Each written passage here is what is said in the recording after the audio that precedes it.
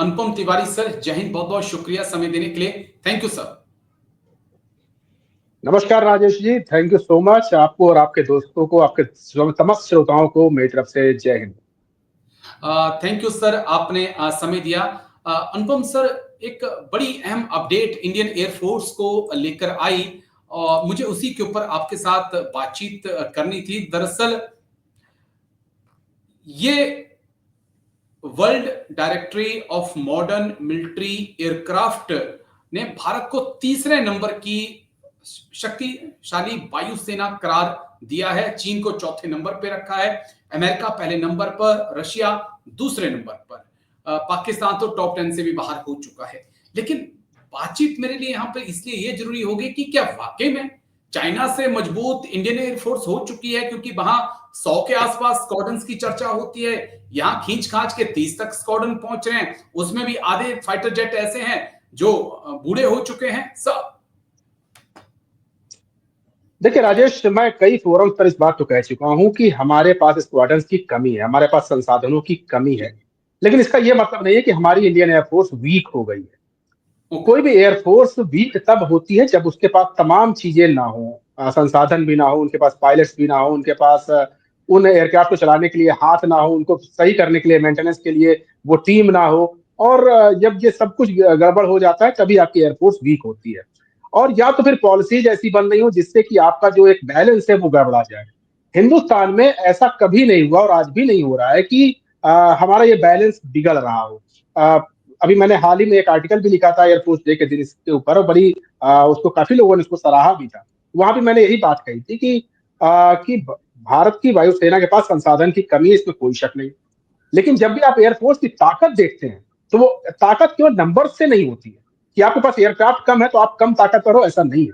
आपके पास aircraft attack के साथ साथ डिफेंस कैपेबिलिटीज क्या क्या है, आपके पास बढ़ते हुए जो टेक्नोलॉजिकल जो चेंजेस हैं बदलते हुए वक्त में, उससे आप कितनी आसानी से अडॉप्ट कर पा रहे हो। और जो फोर्थ फ्यूचर में जो फोर्थ कमिंग सिनेरियो बन रहा है विश्व में, तकनीकी को लेकर के या जियो पॉलिटिक्स को लेकर के, उस अनप्रेडिक्टेबल फ्यूचर को आप कैसे एड्रेस कर पा रहे हो। तो इन सब चीजों को मिला जुलाकर जब मैं देखता हूं तो मुझे लगता है कि एयरफोर्स हमारी उतनी बुरी कंडीशन नहीं जितना कि हमको लगता है। अब ये जिस रैंकिंग की आप बात कर रहे हैं, WDMMA इसको कहा जाता है, ये एक्चुअली इन्हीं सब चीजों को पढ़ती है, एनालाइज करती है कि तमाम देशों के पास नंबर्स में बहुत ज्यादा है। जैसे अब इसी रेटिंग की अगर हम बात कर लें तो अमेरिका को 700 कुछ पॉइंट दिए गए हैं इन्होंने, 742 पॉइंट समथिंग ऐसा करके इनका रैंकिंग आती है। तो वो नंबर 2 जो रशिया है उसके 114 है। मतलब अमेरिका की जो फायर पावर है वो रशिया से 7 गुना ज्यादा है। इसे आप ये समझ सकते हो। वो ये नहीं कह रहे कि उसके पास एयरक्राफ्ट ज्यादा है, ये फायर पावर उसकी ज्यादा है, उसके पास इस तरह के हथियार है, इस तरह का मल्टी डोमेन अटैक करने वाली संरचना है जिससे वो रूस से 7 गुना बड़ी ताकत है। और वहीं पर जब वो भारत देखते हैं और चाइना को कंपेयर करते हैं तो भारत की 69.8 है फायर पावर और चाइना की 63.8 है। तो यहाँ पर भारत स्लाइटली एक एज आया। अब एज कैसे आया, ये सबसे बड़ी बात है। वो भारत को चीन से बेहतर इसलिए मानते हैं कि नंबर्स में तो हम चीन से लगभग आधे हैं। हम अगर केवल एयरक्राफ्ट की बात करें तो इंडियन एयरफोर्स के पास 1700 कुछ एयरक्राफ्ट हैं और चाइना के पास 3300 समथिंग है, जो कि ऑफिशियली डिक्लेयर्ड है। और इसमें ये नहीं कहा जा सकता कि इसके अलावा उनके पास नहीं होंगे, होंगे, लेकिन ये ऑफिशियली बताते हैं 3300 समथिंग एयरक्राफ्ट है उनके पास। तो इस लिहाज से हम लगभग आधे उनसे। लेकिन अभी दुनिया ने देखा है कि ऑपरेशन सिंदूर हुआ, इसके अलावा तमाम तरह की हमारी जो रेगुलर एक्सरसाइजेस चलती रहती हैं, न सिर्फ देश में बल्कि विदेशों में, वहां पर हमारी क्षमता को आंका जाता है। ऑपरेशन सिंदूर में हमारी क्षमता को आंका गया कि हमने कितनी तेजी से अटैक किया और कितनी सटीक निशाने लगाए हमारी एयरफोर्स ने। जो उनको टारगेट दिए गए उनको बिना किसी फेलियर के पूरी तरह से अचीव किया गया। तो ये सब चीजें रेटिंग में काउंट करी जाती हैं। इसके अलावा सिर्फ अटैक ही नहीं, डिफेंस में हमने कैसे अपने आप बचाव किया। तो ऑपरेशन सिंदूर एक ऐसा प्लेस था जिसने भारत की एयरफोर्स की क्षमता को यहाँ पर दिखाया कि हम न सिर्फ अटैक में काबिल हैं बल्कि हम डिफेंस भी कर लेते हैं। हमने उनकी तमाम मिसाइलों को यहाँ पर नकारा किया, हमने उनके तमाम ड्रोन अटैक्स को नकारा किया और जितने भी एरियल थ्रेट्स थे हमने 100% एक्यूरेसी के साथ काउंट किए। अब यहाँ पे देखिए हम लड़ किससे रहे थे, पाकिस्तान से भले लड़ रहे थे, लेकिन दुनिया जान रही थी वो चीनी हथियार थे जिनसे लड़ रहे थे। तो एक तरफ भारत के हथियार, भारत के एयरक्राफ्ट, भारत के एयर डिफेंस सिस्टम्स अपना जलवा बिखेर रहे थे वहीं चाइनीज जो सिस्टम थे उनका दुनिया ने देखा है किस तरह से उनका एयर डिफेंस सिस्टम नष्ट हो गया। उनके एयरक्राफ्ट के ऊपर भले ही वो ना स्वीकार करें, लेकिन सब जानते हैं, हमारे एयर चीफ मार्शल ने भी बताया अभी हाल ही में कि उनको अच्छा खासा डैमेज हमने किया, उनके एयरफोर्स को डैमेज किया है, ग्राउंड में खड़े हुए एयरक्राफ्ट को डैमेज किया, हवा में उड़ रहे सिस्टम को डैमेज किया है। तो जब ये सब चीजें दुनिया देखती है तो उस हिसाब से हमको चाइना से बेहतर बताती है, क्योंकि वो चाइना के एयरक्राफ्ट लड़ रहे हैं, चाइना के एयर डिफेंस सिस्टम लड़ रहे थे, और उनको नष्ट करने वाला भारत था, और भारत के ऊपर अटैक्स नहीं हो पा रहे थे क्योंकि भारत डिफेंस भी बढ़िया कर ले रहा था। तो इन सब चीजों को जब आप देखते हैं तो आपको लगता है कि काबिलियत है, और ये जो जो रैंकिंग है ये बेसिकली काबिलियत की रैंकिंग है कि हमारी काबिलियत क्या है, और इसी काबिलियत की वजह से आज हम चाइना से बेहतर परफॉर्म कर रहे हैं। राजेश, ठीक है सर, बस एक पॉइंट और है जिसके ऊपर मैंने थोड़ी आपके साथ बातचीत करनी है।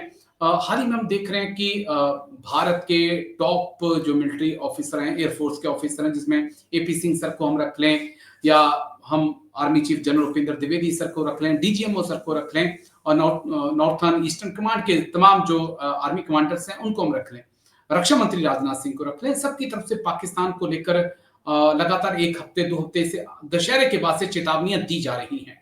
दूसरी तरफ पाकिस्तान की तरफ से भी चेतावनियां दी जा रही हैं।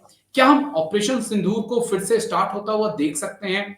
कुछ दोनों देशों के बीच आप वॉर जैसे हालात बनते हुए देख रहे हैं, या सिर्फ खोखली धमकियां हैं दोनों पार से, राजनीतिक जो माहौल है उसको बनाने की कोशिश की जा रही है?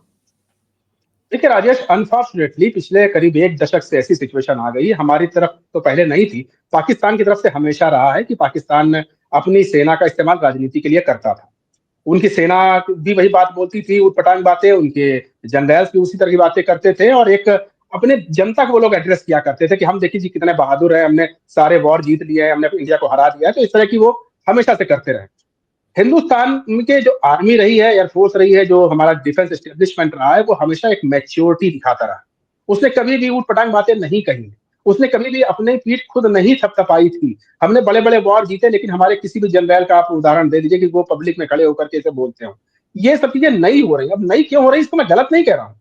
ये नई इसलिए भी हो रही है क्योंकि इसकी जरूरत भी है। पाकिस्तान की तरफ से जो डीजीआईएसपीआर की तरफ जो प्रोपेगेंडा फैलाया जाता है भारत के खिलाफ, और इस समय कमोबेश भारत की अंतर्राष्ट्रीय छवि में भी एक डेंट तो लगा ही है। और वो डेंट कई तमाम कारणों की वजह से लगा है। उसको मैं बिल्कुल भारत पाकिस्तान के युद्ध से नहीं जोड़ रहा हूँ। कई भी वजहों से हमें हमारी फॉरेन पॉलिसी में हमें कटघरे में खड़ा किया जा रहा है। तो हमको एक तरह से कॉर्नर करने की एक पूरे विश्व में एक साजिश चल रही है। अब उस साजिश से बचने के लिए हम अपनी जनता को भी एड्रेस कर रहे हैं, नहीं जी जो आपके खिलाफ, जो हमारे सेना के खिलाफ या हमारे पॉलिटिकल जमात के खिलाफ जो प्रोपेगेंडा अंतर्राष्ट्रीय फैलाया जा रहा है, वैसा नहीं है। तो शायद इसी वजह से सेना के अधिकारियों ने भी बयानात जारी किए होंगे, ऐसा मुझे लगता है। हालांकि मैं भी मानता हूं कि भारत की सेना अपने आप को पॉलिटिक्स से बिल्कुल अलग रखती है। भारत की सेना उसी लिगेसी को फॉलो करती है कि राजनीति करना हमारा काम नहीं है। हमारा काम देश की सुरक्षा करना है, और हम सुरक्षा करते रहेंगे। उसमें हम सबसे माहिर है, और ये आपकी जो रैंकिंग है वो यही दिखा रही है कि अगर केवल एयरफोर्स की बात करें तो हम रैंकिंग में आज हम चाइना जैसे सुपर पावर से ऊपर निकल चुके हैं। तो ये बताती है कि हम अपने काम को प्रोफेशनल तरीके से करते हैं। लेकिन हाँ, ये जो चीजें होती है मुझे भी बड़ा असमंजस में डालती है कि ऐसी क्या जरूरत पड़ गई कि हमारे एयर चीफ मार्शल को ये बताना पड़ा कि हमने इतने इतने पाकिस्तान में तबाही मचाई है। मुझे लगता है गैर जरूरी था, उनको बताने की जरूरत नहीं थी। आज नहीं तो कल दुनिया खुद ही जान जाती, पाकिस्तान के अंदर से ही आवाजें उठती कि हिंदुस्तान ने क्या क्या यहाँ तबाही मचाई थी। तो ये चीजें करना पॉलिटिकली फायदा मुनाफा किसी को हो रहा हो तो मैं नहीं जानता हूँ, लेकिन जो सेना की लिगेसी रही उस हिसाब से मैं इसको उचित नहीं मानता हूँ कि ये काम सेना का नहीं है।